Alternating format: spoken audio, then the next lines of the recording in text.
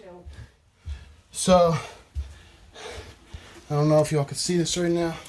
We got this much water right now in the basement that's down from multiple feet of water in the basement.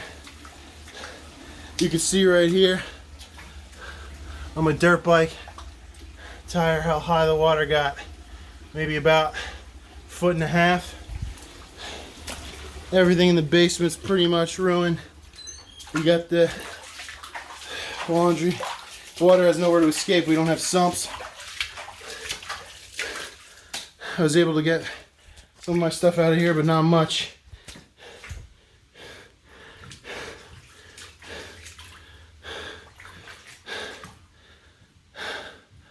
Man.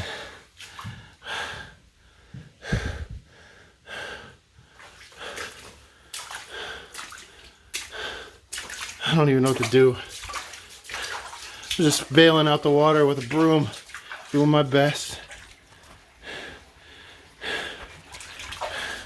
This fucking thing in the front didn't fucking stop nothing. It's Bergenfield, New Jersey, Sunrise.